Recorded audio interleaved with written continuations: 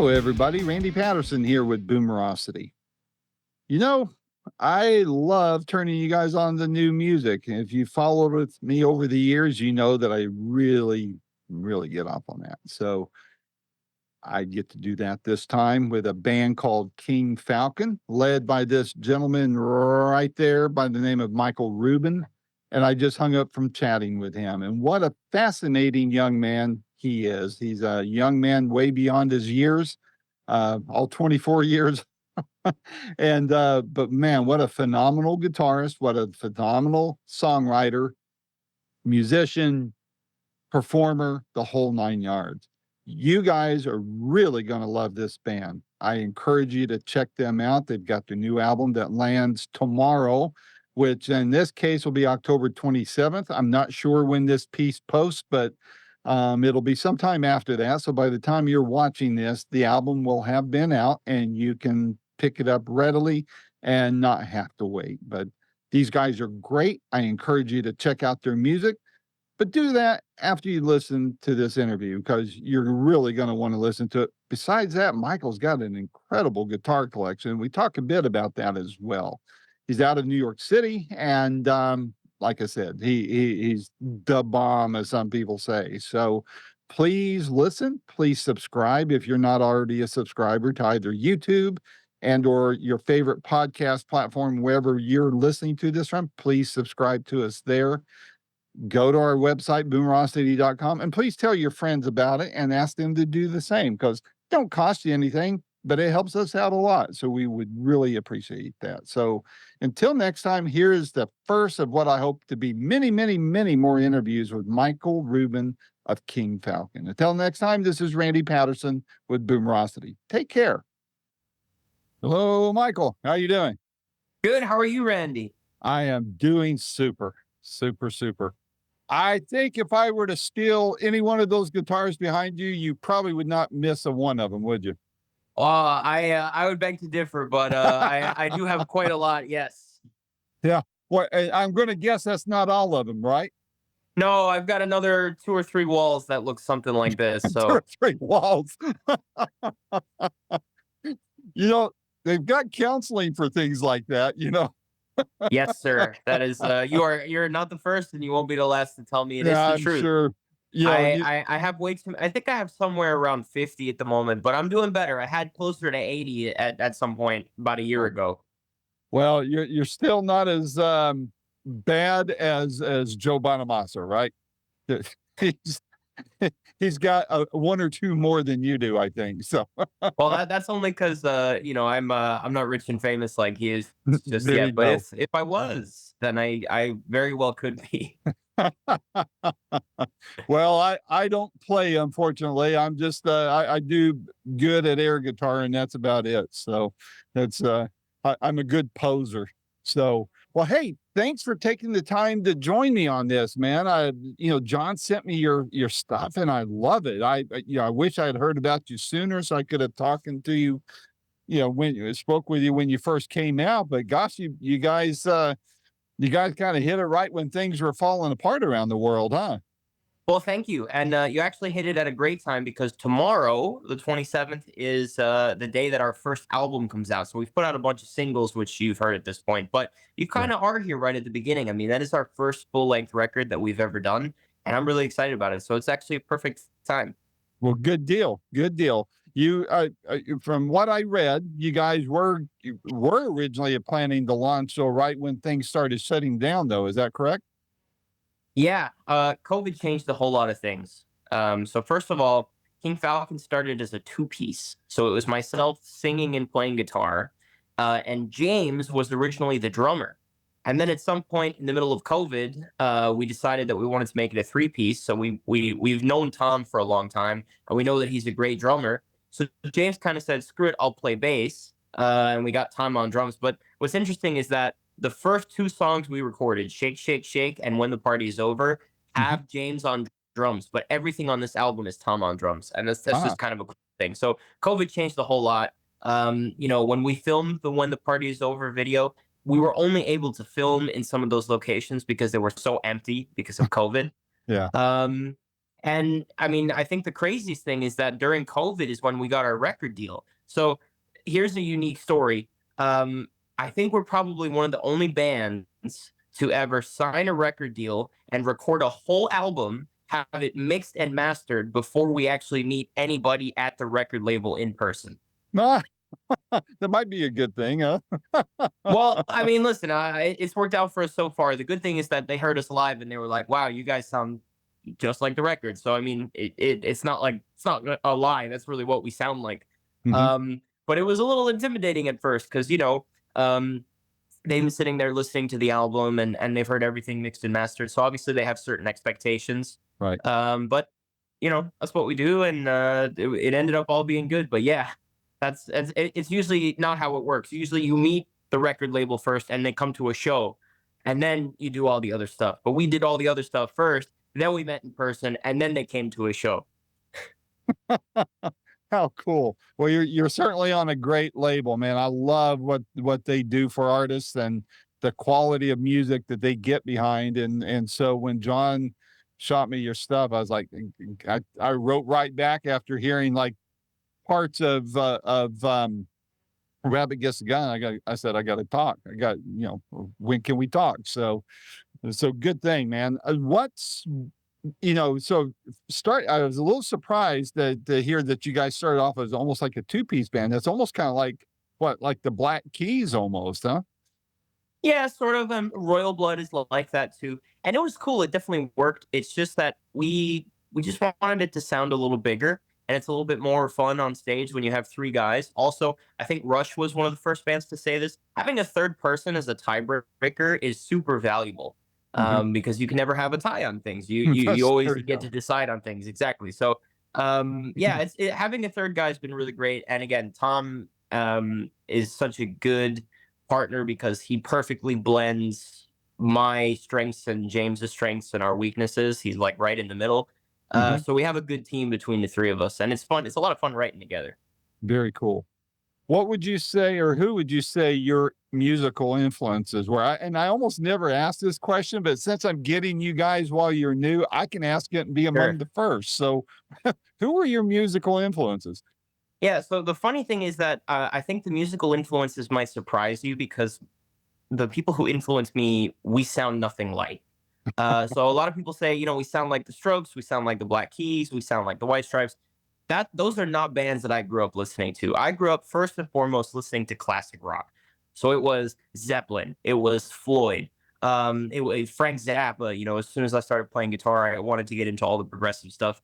Mhm. But I have to say that my favorite band of all time is Steely Dan. I Oh, yeah. love, I love Steely Dan. I saw them at the Beacon Theater a few months before Walter Becker died, and they did all of the Royal Scam.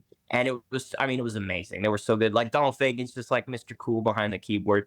So I mean, I think they're just really brave with their lyrics. I think they're really smart. Obviously, they are musically the tightest band probably of all time. They have the best recording quality probably of all time as well. Mhm. So just as a musician, like sometimes listen, it's like being a chef. Sometimes you want to just have dinner or whatever, and other times you want to have a meal or you want to make a meal that like really surprises you. And a lot of music is good to just go and listen to, but as a musician, listening to Steely Dan is like this mental Rubik's cube that you can kind of pick apart. And every time Yeah. you listen to it, you find a new melody or something you didn't hear before. And that's what I like about it. Again, just being like a music nerd. But modern influences, the first band that really captured my attention recently was honestly Tame Impala. Not to Mm. sound like a whole bunch of other people who have said it, but Currents is a almost perfect album cover to cover. It's so good. Mhm. So I have a lot of stuff, and by the way, my playlist is very eclectic. I mean, you might get um, like Willie Nelson, and then like Benny the Butcher, who's like a rapper. So I mean, you could have like any sort of thing could happen next on the playlist. It's the freaking Wild West out there, but there's good stuff to be taken from every genre, and that's it. So we sound like what we sound like. It happens to be alt rock, um, but all of our influences come from elsewhere. Like Tom's a metal guy. His favorite band is Iron Maiden, and James didn't grow up to listening to classic rock at all. He was like Green Day, but also like Streetlight Manifestos, ska bands, Sublime. So we all come from very different backgrounds. Well, your rabbit gets the gun visually kind of almost put me in mind of a video version of the cover of a Scorpions album, with the, even though it was a rabbit's outfit, it kind of looked, looked kind of mental or mummy-ish like or whatever. I mean, I love the visual effects of it all against, the back with the song as the background, so very, very creative, very cool. And I think Thank you you. guys hit it right there. What, as far as the album goes, so you said did you start recording during the pandemic, or were you guys working on it prior to the shutdown? No, so we the actual album was recorded in 7 days. Wow. But we spent probably about a year and 8 months writing it. We spent it was all writing sessions and spending time demoing things. But once we had kind of ironed everything out, we took one day in the studio and we listened to like all 50 demos that we had, and we picked the 11 that we couldn't live without. Those were the ones that were like fundamental and we didn't want to axe. So that's what became the album, and then that's when we started the recording process, and we again did it all in 7 days. Mhm. Marshall Altman produced it. He flew out from Nashville. He also worked with Kenny Wayne Shepherd, who I think you Yep. may have spoken to. Um, and it was funny. We were talking about. I just on another interview was talking about this. Somebody asked me if it ever came into my mind that Mascot is like a guitar label, and there's a whole lot of other big guitar players. And since Marshall also produced Kenny, we definitely talked about him once or twice. So I had to rethink, not rethink, but I had to be very careful of all my guitar parts because I was like, I don't know if Kenny's gonna listen to it, but I'm representing myself for Kenny Wayne Shepherd listening to me play guitar, so I got to make sure it's really smart. And I'm proud of everything we did, but I definitely I was on top of my game that week for sure. Cool. But no, we grew up in the studio and we work quick, so we got everything done honestly a day early, and we had a day to go in and just do final touches and things, and that was it. Very cool. Very cool.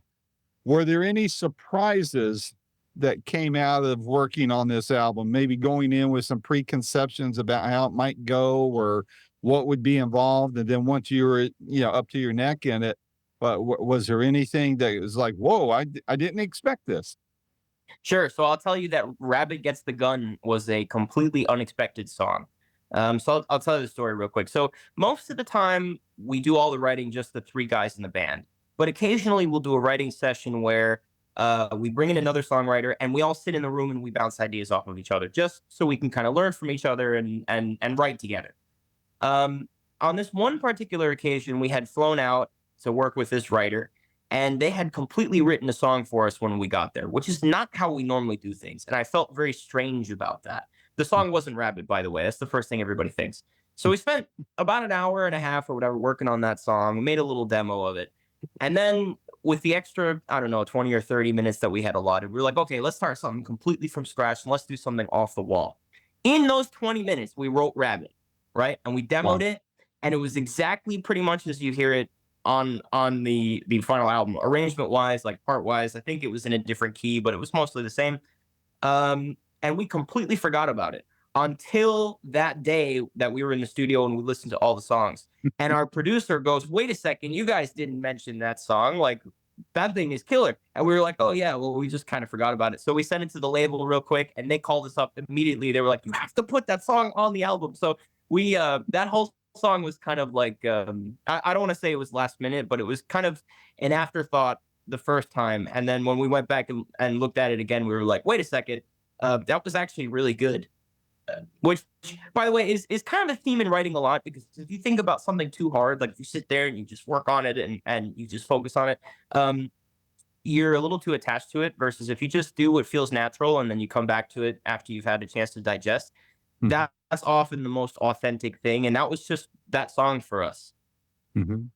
So, would that song, or would there be another song off the album that, as I talk to people and say, "Hey, you need to check out this band, King Falcon," which song would you point to as a calling card for not only the album, but for the band as in general? Sure. So I think that song is Everybody's Down, which comes out tomorrow with the album. There's a music video as well.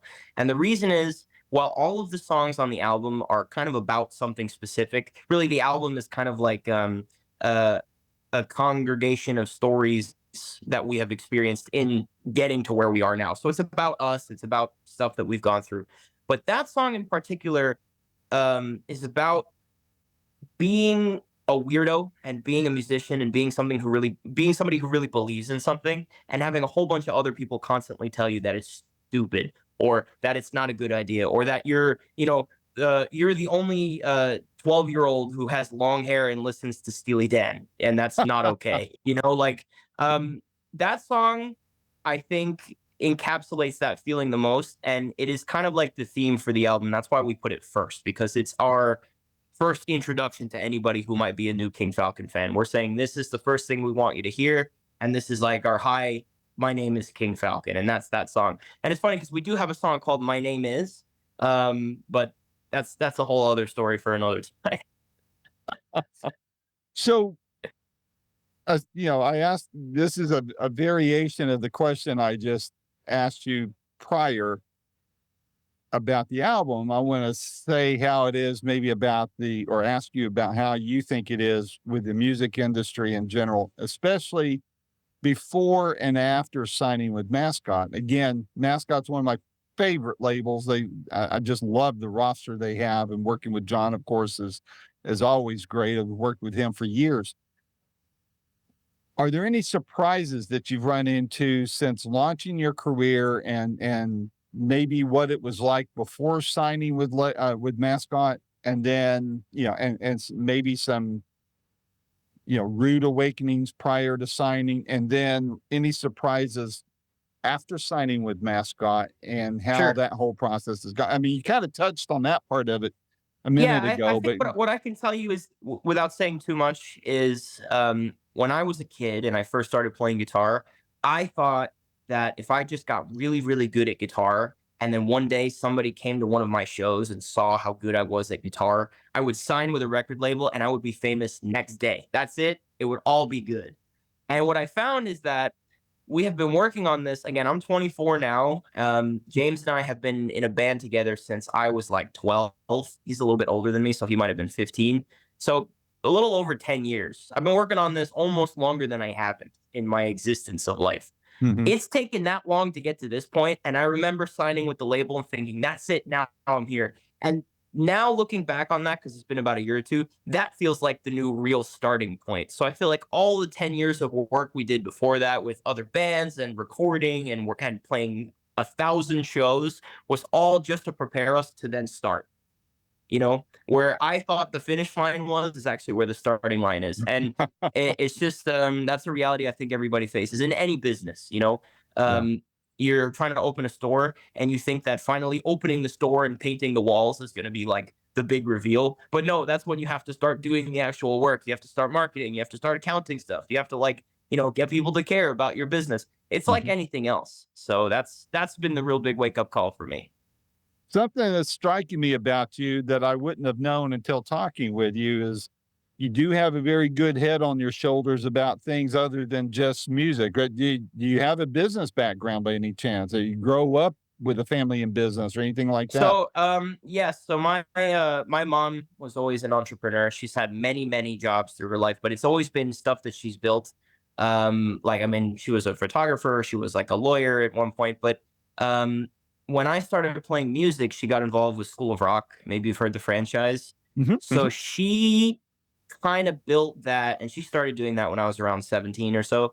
She has built that into a business over the last, I don't know, 7 or 8 years now, and I've kind of helped her with all the music stuff, but just seeing that in my family, and obviously my dad too, but it's kind of been her thing as well. Um, just seeing them do that, you have a completely different perspective on what it's like to build a business. And I mean, small business is the backbone of America, and everybody knows that, but you don't really know it until you see it firsthand. And anybody whose family owns a business will know.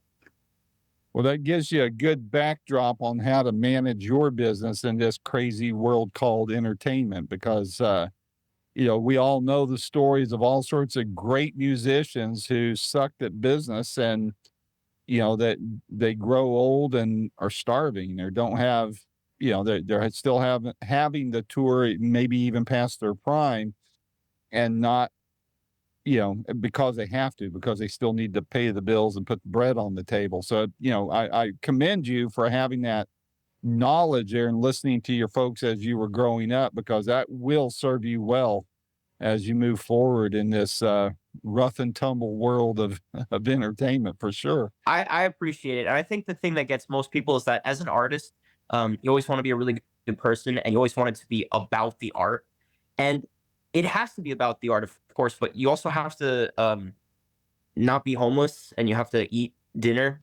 You know what I mean? So like Mhm. you do always have to keep that in mind. It's like how do I turn this into something that is not gonna leave me out on the street? Which you have to go as hard as you can and you have to not be scared of that, but you always have to keep that in mind. That's Yes. really what it is.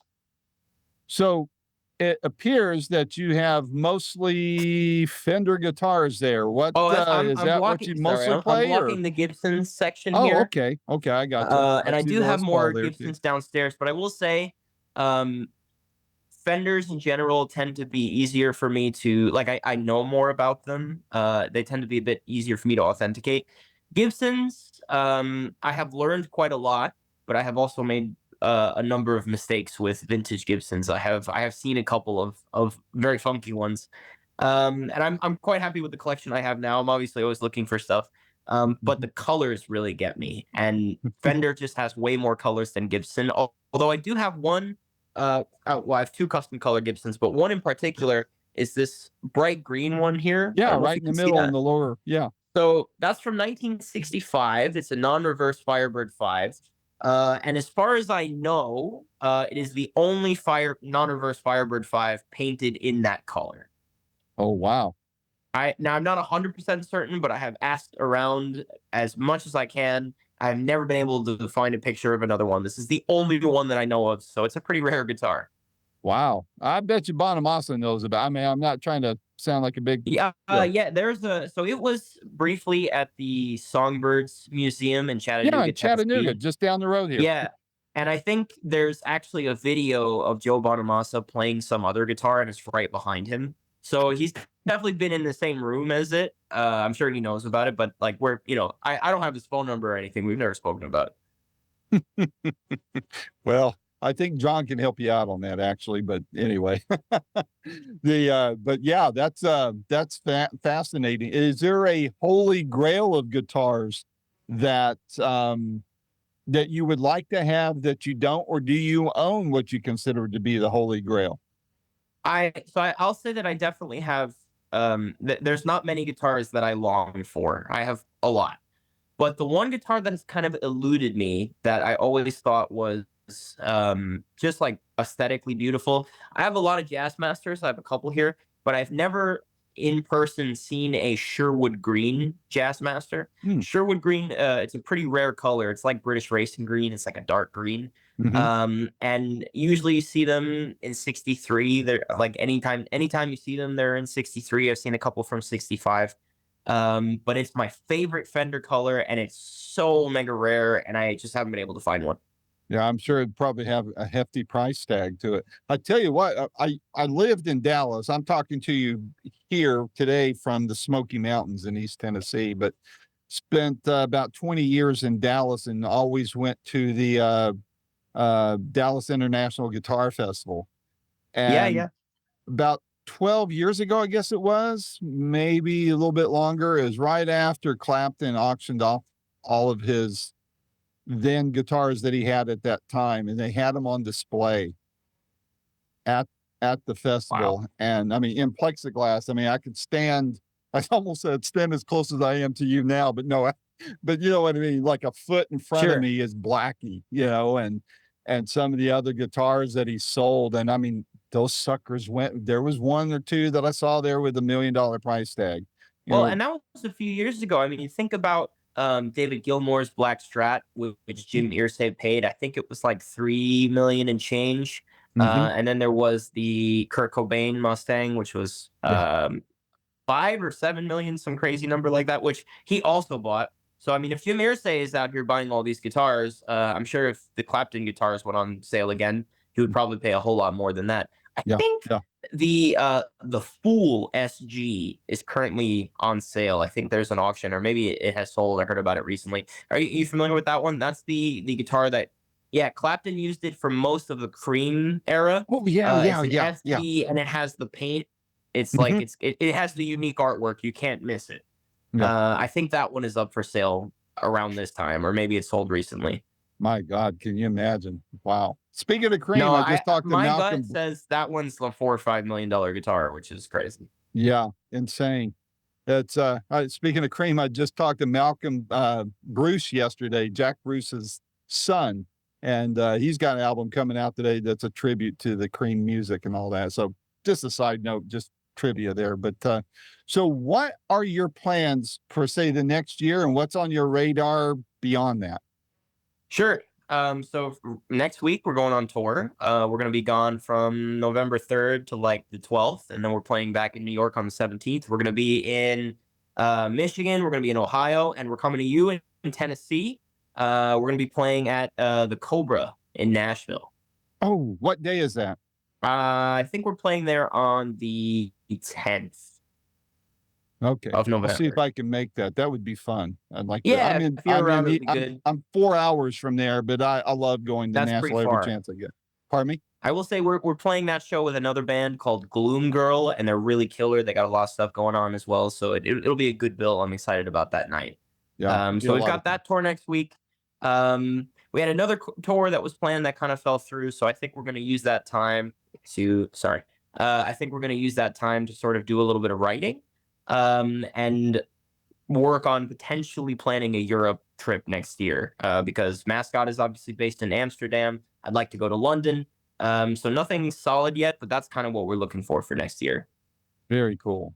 Well, Michael, this is a lot of fun, man. I'm glad I got to catch you as you guys are launching because I think you guys are going to go very far. It's going to be a lot of fun watching you on that trajectory. And don't forget about me, man. Every time you got something going on, let's schedule one of these and have another fun talk. Okay. I appreciate you, Randy. Thank you so much. All right. Take care. Stay safe. And I'll look forward to see what other guitars you wind up with next time I talk to you.